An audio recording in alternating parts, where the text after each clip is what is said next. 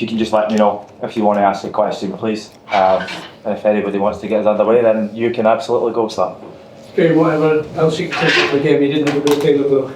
Sorry? You didn't have a great deal of though. No, I appreciate that. Yeah, probably not the first time we might bemoan that. Yeah, look, we've come here in a really difficult situation, not just in terms of the league, but to be honest, in terms of availability. Getting a fit squad and team out of players in the right position has been a challenge this week. So we knew Newcastle were in fantastic form at home and a great momentum, and I've blown the last couple of opponents away. So we knew we had to manage the game well and try and take some of that momentum away in the early stages. And I thought we'd done a pretty good job of that and carried a little bit of a threat going the other way as well. And with 11v11, I think we can take pride in terms of how we've managed a really difficult game. With 11v10, the challenge was just too big. So yeah, it didn't go our way. What was your view of the two key decisions, the second yellow and the penalty?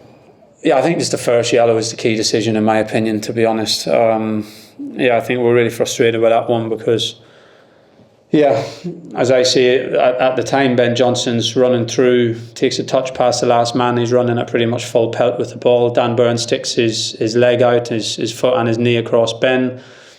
Whether there's minimum contact, little contact, no contact, I don't know, but I think the forward in that situation is natural to go over the contact. You don't have to get smashed by the defender. It's natural to sort of try and ride the contact. Of course, whether it's a foul, no foul is really, really marginal, and there'll be 100 slow motion replays to see what contact there was that I haven't seen, but I don't think there's any need to give a yellow card. It's not the simulation, he's not that type of player. I think he's expecting the contact when Dan Burns sticks his leg out and he tries to get out of the way of the contact, and if the referee doesn't think it's a free kick, then fair enough, but to book a full-back in that situation makes it really, really difficult. Then, yeah, second yellow, I think, in isolation you can say a yellow can be given, but again, I think when it's a player's first foul of the game and the first yellow was a couple of minutes earlier and it was a very debatable, in my opinion. I've said that because it's happened early in the season. I think a red card in football is such a big thing that there should be room for discretion in those areas when it's a first foul and it's very close after a very debatable yellow card. So, you know, we've had a couple of those this season. We had Axel Tuanzebe earlier in the season when, you know, we've had 2 times the fullback's been sent off with 2 yellows for 1 foul, and that's pretty tough to take. But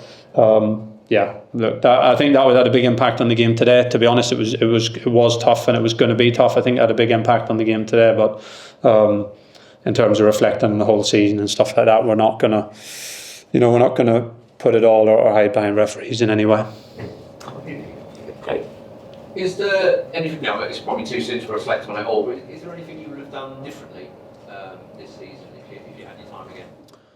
No, look, I think those reflections today, I think it's mathematically impossible to catch teams, but I think you reflect as the season goes on, and probably since the Wolves game we knew that the climb was going to be too big. So of course there's things to reflect on. Of course there's things that, you know, we look back and think maybe we could have done better or differently.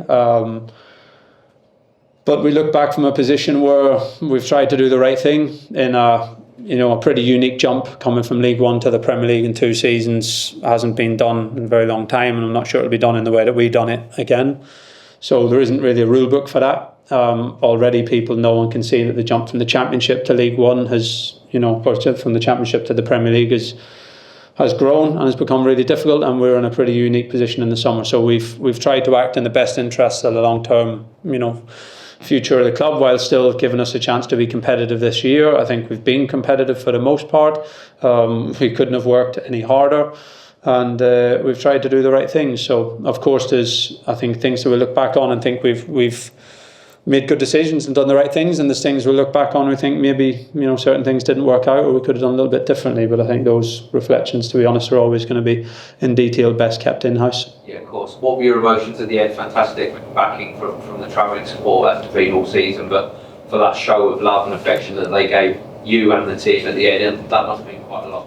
Yeah, it does. Look, we've had it plenty of weeks, and it's humbling really and incredibly appreciated. I think we've got an incredible supporter base as the team who we faced today do, and some similarities there. And it was even the singing at the end for Sir Bobby was I think was fantastic. But yeah, the reception that we got is so appreciated. It's humbling, and we want to keep earning it. We know it's not just for our efforts this year. I think the supporters can see that the players have given everything today, as they have on so many days. But we've fallen short.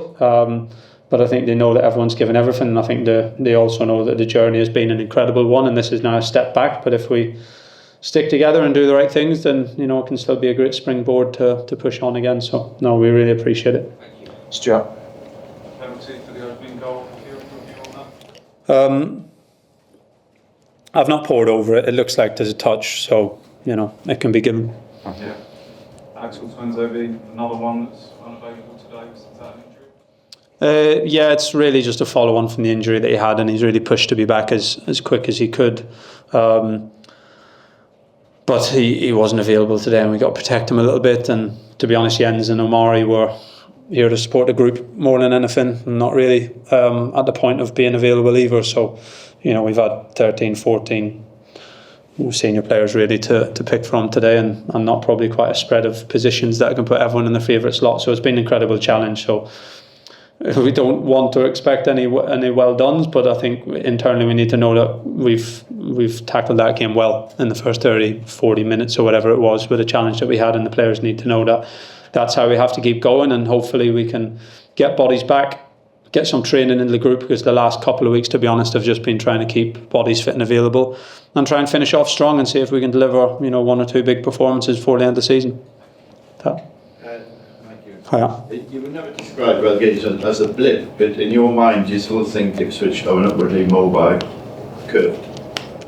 I think it's definitely so from where we were a few years ago, of course.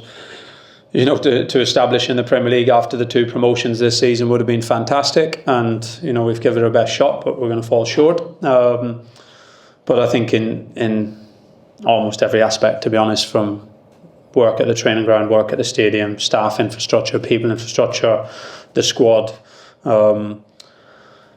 strength and development of players, I think in every area we're much stronger than what we were a couple of years ago. So that doesn't guarantee us anything. There's no guarantees that we can that we continue that progression. But if we work hard again, if we continue to work as hard as we are, if we do the right things, if we make the right decisions, then I think the club's got a great chance to push on again. Clearly, Burnley is a model.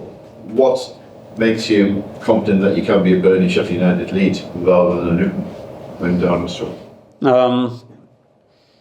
Look, I think I've said it many times. Every club's their journey. Burnley have been 10 years in the Premier League and then got relegated once and came back down and went back up and came back down. So we're not in that position. Leeds, Leicester, Southampton, we're on a really completely different journey than them. So we have to focus on ourselves. We know what we're going into next year. We know how challenging and competitive that league can be.